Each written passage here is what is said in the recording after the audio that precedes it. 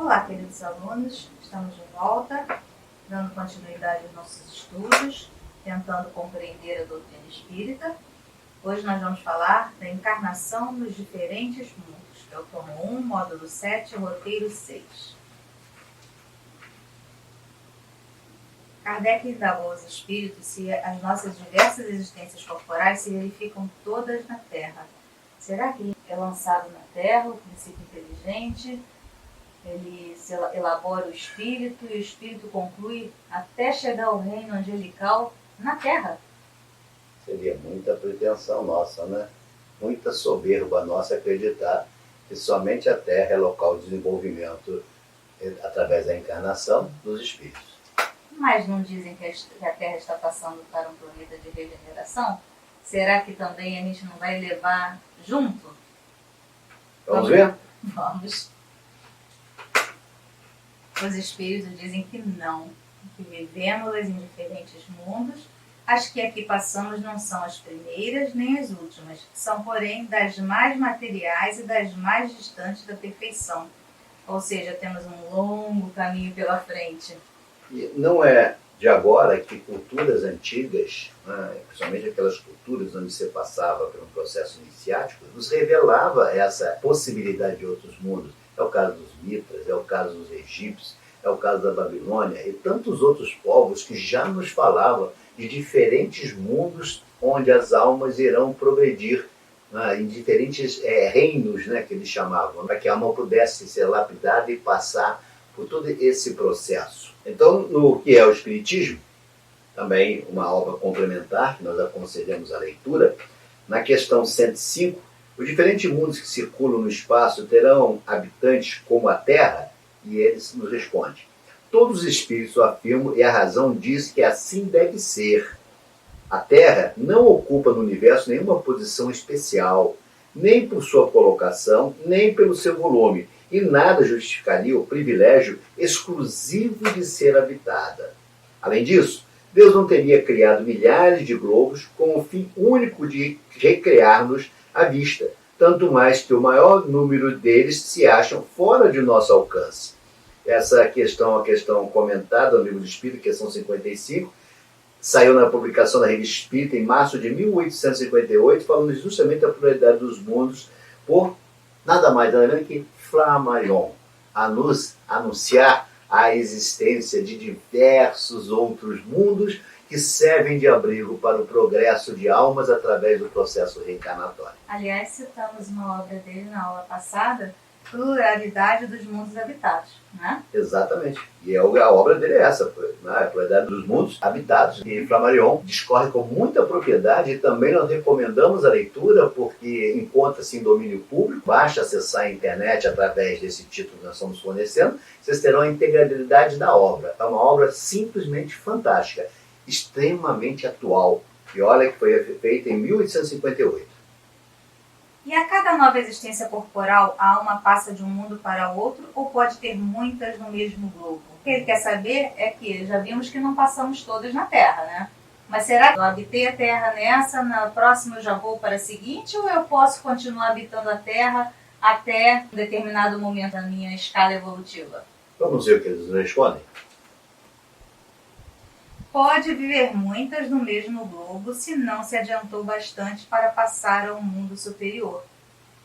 Ou seja, enquanto eu tiver elementos para evoluir naquele globo, eu posso continuar habitando aquele mesmo globo, em várias existências corporais.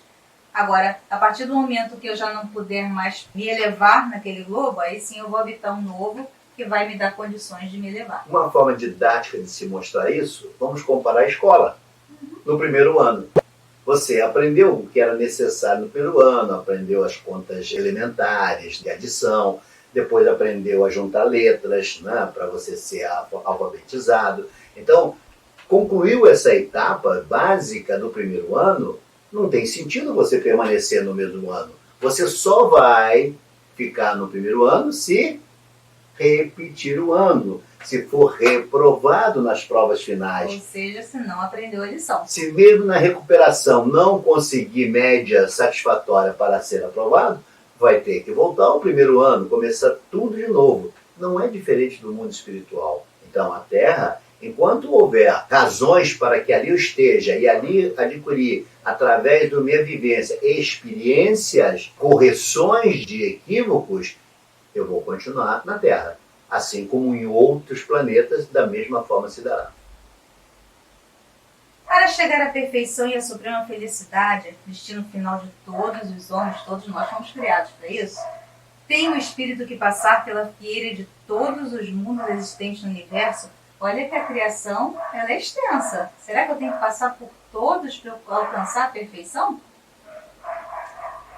Não, porquanto muitos são os mundos correspondentes a cada grau da respectiva escala.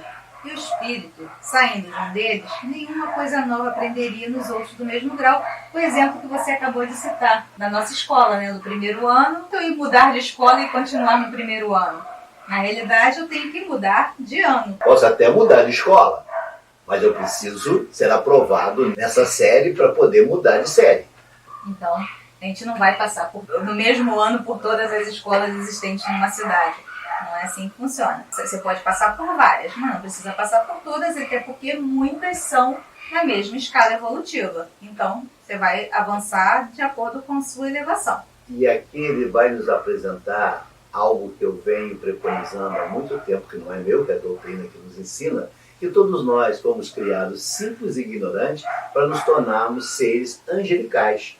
Isso demanda um processo longo de maturidade, de experiências que o ser precisa enfrentar para chegar a esse estado final. Mas todos nós, sem exceção, nos tornaremos seres angelicais.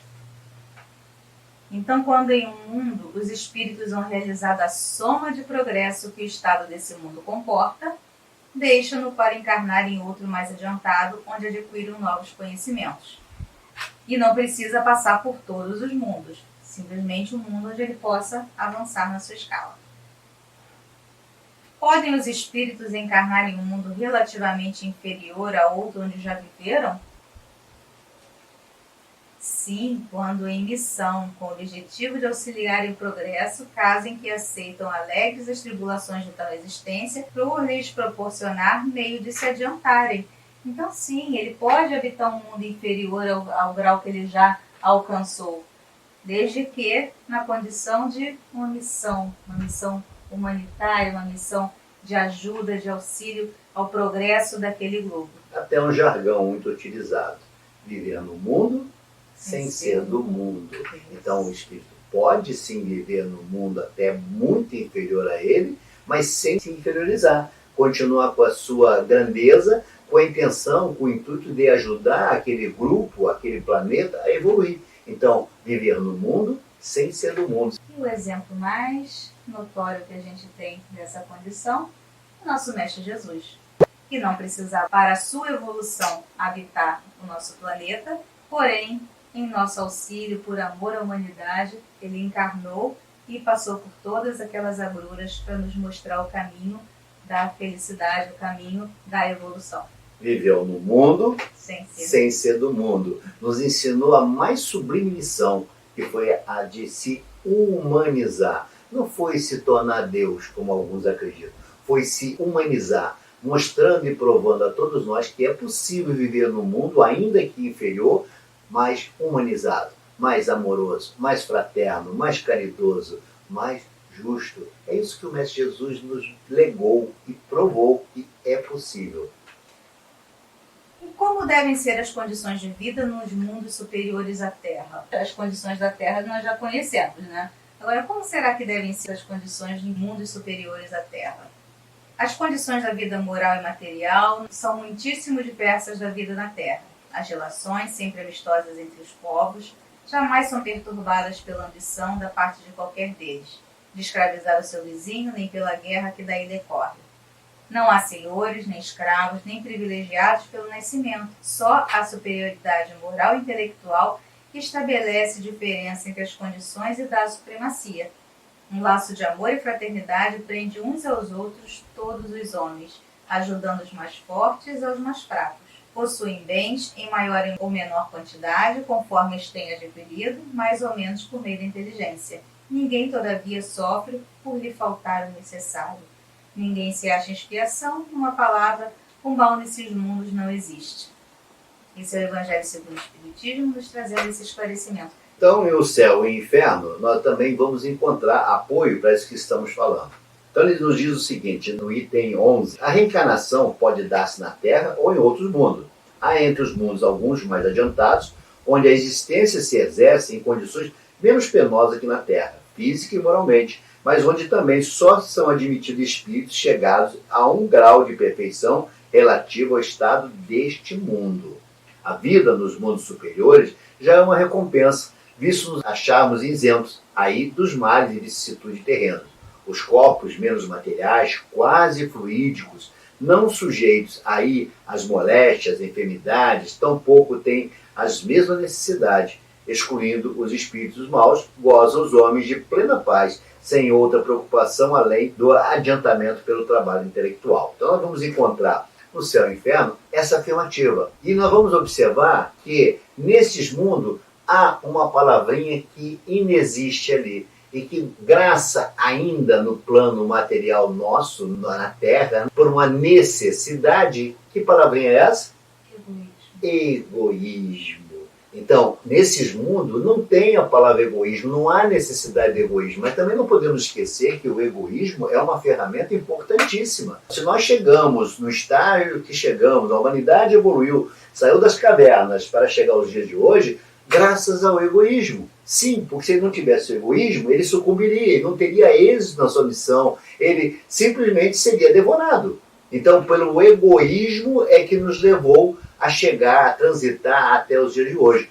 Mas lembre-se, para se atingir essas camadas, é necessário abandonar esse egoísmo. É o que acontece nos mundos superiores, onde o egoísmo não faz parte mais da construção desses seres. Não está mais no seu DNA. Muito pelo contrário, quando lembrado, até causa uma certa tristeza, né? De lembrar que foi necessário passar por a esfera do egoísmo e tantos males que o egoísmo traz na evolução, o desenrolar da humanidade, também conhecido por todos nós. Como até agora mesmo nos causa essa reflexidade, talvez, de pensar que algo ruim foi necessário. Mas a história mostra isso, que tantas coisas ruins, ao nosso ver, são necessárias para a evolução. Catástrofe, ambiente, nós vamos estudar tudo no tomo 2, que os flagelos, eles são necessários.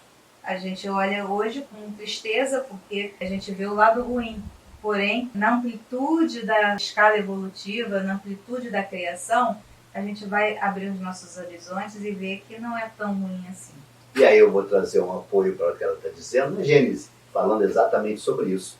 As renovações rápidas, quase instantâneas, que se produzem no elemento espiritual da população, por efeito dos flagelos destruidores, apressam o processo social. Sem as emigrações e imigrações, que de tempos a tempos lhe vêm dar violento impulso, só com extrema lentidão esse progresso se realizaria. Então não tem nada de extraordinário, não tem nada de errado nas decisões do Criador. Quem somos nós até para questionar alguma decisão do Criador? Mas que tenhamos essa consciência. As decisões do Criador estão amoldadas efetivamente à evolução, ao progresso. Então quando ocorre, seja qual for o veículo destruidor que vai sucumbir um número expressivo dessa população, ela está apressando, cumprindo a lei do progresso. Então tudo tem uma razão, tudo tem um porquê. Nós é que não conhecemos. Nós é que, pela nossa limitação de pensamento, limitação de visão,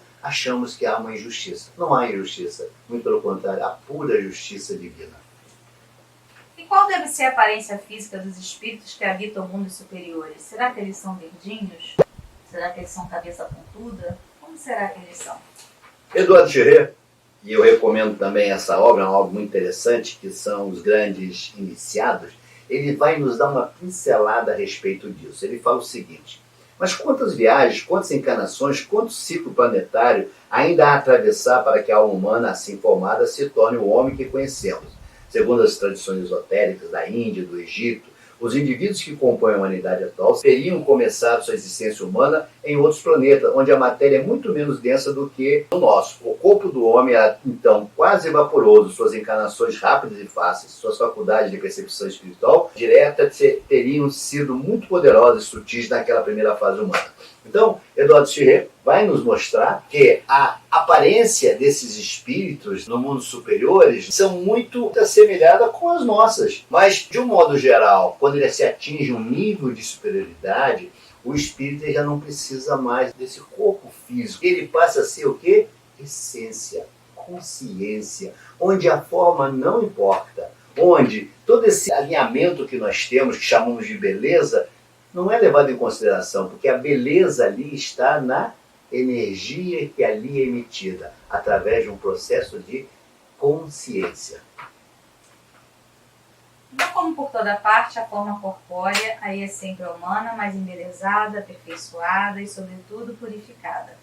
O corpo nada tem da materialidade terrestre e não está, conseguintemente, sujeito às necessidades nem às doenças ou deteriorações que a predominância da matéria provoca.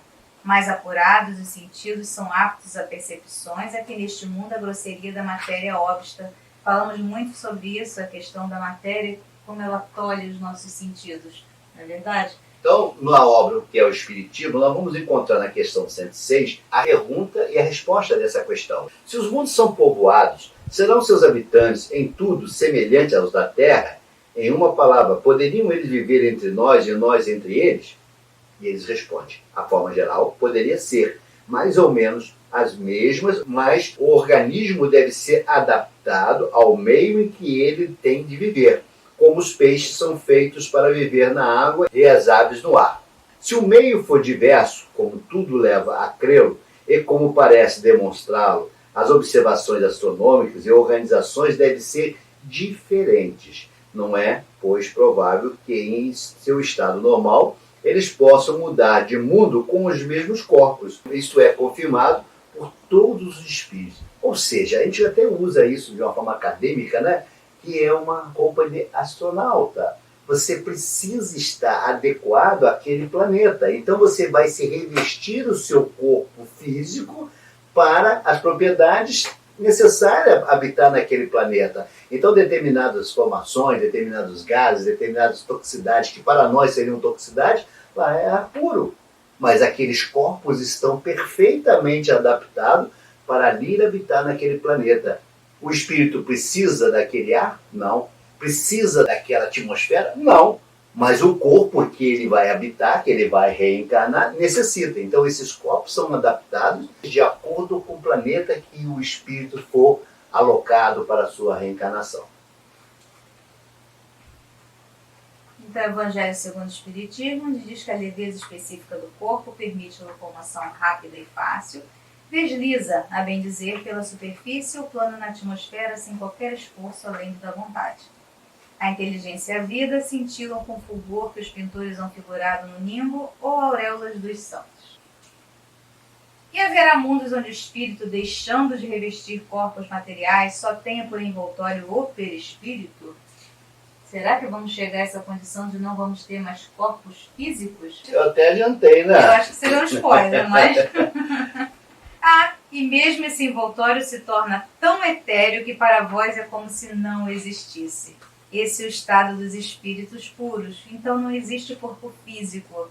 Existe sim um envoltório, um perispírito, porém ele é tão etéreo, que para a nossa percepção é como se nada existisse. Que fosse só realmente a essência. Foi o que eu falei. Com pura consciência, energia pura. Ele não necessita de uma forma. Ele existe pela pureza do espírito. Quando a Terra se encontrou em condições climáticas apropriadas à existência da espécie humana, encarnaram nela espíritos humanos. De onde vinham? Nós já demos uma palhinha isso nas aulas anteriores, né? A questão da formação dos mundos e da Terra, né? Onde mostramos, através de um vídeo produzido pela History, canal History, falando sobre desde a criação do universo até a formação da Terra, onde ela chega ao ponto de ter condições de ter a espécie humana habitada nela. Então vamos ver o que os espíritos falam. Quer eles tenham sido criados naquele momento, quer tenham precedido completamente formados do espaço de outros mundos ou da própria Terra, revestiram-se de corpos adequados às suas necessidades especiais, às suas aptidões, e que fisionomicamente tinham as características da animalidade. Sob a influência deles e por meio do exercício de suas faculdades, esses corpos se modificaram e aperfeiçoaram, dando robustez ao que nós falamos sobre a questão da doutrina não contrariar Darwin. Você vê que eles tinham corpos selvagens e que esses corpos foram aperfeiçoados. Ali já existia o quê? O espírito pronto para habitar. E, trazendo mais uma surpresa para a gente, nem todos os espíritos que habitaram a Terra foram criados naquele momento. Não. E aí nós vamos observar que, ainda que seja uma forma rebuscada, historiada, romanceada, de apresentar essa possibilidade, existe uma obra muito comentada, né? Alguns até usam como material de estudo equivocadamente, que é Os Exilados de Capela, de Edgar Ramon. Só que muitos de nós, ao ler essa obra, é uma obra interessante, não perde seu conteúdo romântico, né? Mas ele nos adverte na folha de rosto do livro o que é essa obra. Eu convido a vocês a leitura para compreender que muitas das vezes, equivocadamente, nós apoiamos certos sistemas, certos pensamentos em obras divorciadas com a doutrina. São obras que, bem da verdade, elas não têm o condão de ser um material de instrução. Ela tem o condão de ser algo de diversão, de fazer viajar a nossa imaginação, que é perfeitamente normal até, diante das explicações que a Gênese, que o Livro dos Espíritos vão nos dar, da possibilidade da formação em outros planetas, em outros mundos, de almas que vieram habitar na Terra já sem ter sido formado pela Terra.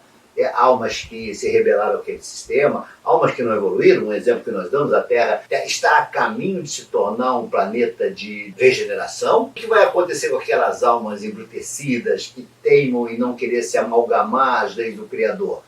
Vão junto com esse planeta? Não, esse planeta já está refinado, já está limpo, está depurado. O que vai acontecer com esse indivíduo, com esse espírito? Ele vai ser alocado num planeta do mesmo nível dele, num outro planeta de provas e expiações. Claro, ele estará bem adiantado em relação àquela população, sim, mas ele não conseguiu se adaptar à Terra na mudança que ela irá sofrer. Logo, ele será alocado neste planeta na mesma condição em que ele se acha, todo com o egoísmo, com as suas vaidades. E aí o que eu estava falando para vocês sobre Exilado de Capela, e aí eu trago para vocês a folha de rosto da obra. E toda vez que você lê uma obra, procure ler desde o início, né? Até que a letrinha, edição, de quando, porque isso é importante, ela vai trazer ali informações necessárias. Muitos irmãos utilizam os Exilados de Capela como obra de estudo, dizendo que isso é material de estudo, e não é. E vou mostrar a vocês por quê.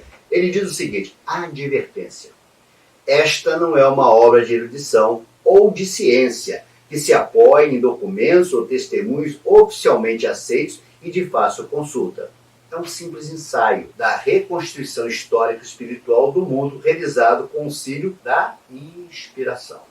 Nada, pois, de estranhável que se lhe dê valor relativo em atenção a algumas fontes de consulta recorrida, dentre as quais destacamos a Gênese de Moisés, a Gênese de Allan Kardec, o Caminho da Luz de Emmanuel, sobre a Rafael Francisco Cândido Xavier. Então, eu estou mostrando a vocês o que diz a folha de rosto, o cuidado que o estudante dessa doutrina deve ter ao mergulhar nesse universo, que vai a fundo, sim, mas vai buscar a verdade, vai compreender a verdade. Não use inverdades para apoiar fatos verdadeiros, porque a sua conclusão, e aí nós vamos falar em lógica, a sua conclusão será falsa. Se você apoia os seus estudos em um fato que nada mais é que um romance e diz que aquilo é uma verdade, qual é a conclusão que eu vou ter do meu estudo? Uma falsidade. Tenhamos já cuidado, observemos o que nós estamos apoiando no nosso estudo e aonde estamos apoiando nossos estudos.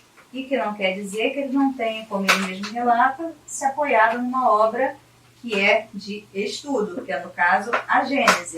E nós vamos ver na questão seguinte: o desenvolvimento científico e tecnológico do nosso planeta estaria relacionado com a imigração de espíritos vindos de outros mundos? Vamos ver o que nos esclarece? A Gênese nos esclarece isso. Há emigrações e imigrações coletivas de um mundo para outro. Novas raças de espíritos vindo misturar-se às existentes constituem novas raças de homens. Ora, como os espíritos nunca mais perdem o que adquiriram, consigo trazem eles sempre a inteligência e a intuição dos conhecimentos que possuem, o que faz que imprimam o caráter que lhes é peculiar à raça corpórea que venham a animar. Então nós vamos encontrar na Gênesis, no capítulo 12, aí está 11, né? Mas é capítulo 12, no item 38, ele vai falar na raça adâmica. E ela vai nos mostrar exatamente isso que está sendo afirmado. Ele diz o seguinte: de acordo com o ensino dos espíritos, foi uma dessas grandes imigrações, ou se quiser, uma dessas colônias de espíritos, vinda de outra esfera, que deu origem à raça simbolizada na pessoa de Adão, e por essa razão mesma chamada raça adâmica. Quando ela aqui chegou, a Terra já estava povoada desde tempos imemoriais, como a América quando aí chegaram os europeus. Então ele está nos mostrando aqui que a Terra já existia, já havia homens aqui, espíritos encarnados em processo de formação, em processo de consciência, e que vão receber essa pleiade de espíritos para acelerar o progresso deles, para auxiliar no progresso deles. Então, esses espíritos, essas raças que vêm de outras formações, vão ser inseridas na Terra para auxiliar o progresso para chegar ao dia de hoje. E que não é diferente o que nos é prometido. Como vocês acham que a Terra vai passar de um planeta de prova e expiação para um planeta de regeneração? De que forma? Ora, se os habitantes são os mesmos, com os mesmos erros, com os mesmos egoísmos, com as mesmas vaidades, como é que ele vai mudar isso? Só vindo outros espíritos, já em adiantada condição de evolução, já com processo de consciência muito maior, serão inseridas dentro da Terra. Para fazer com que? Para fazer com que as suas ideias, para fazer com que a sua consciência possa se pulverizar pela Terra, e aí, numa palavra até muito forte que eu utilizo, contaminar a Terra com amor, caridade e justiça, trazendo a todos nós esse exemplo. Antes tivemos exemplos pontuais.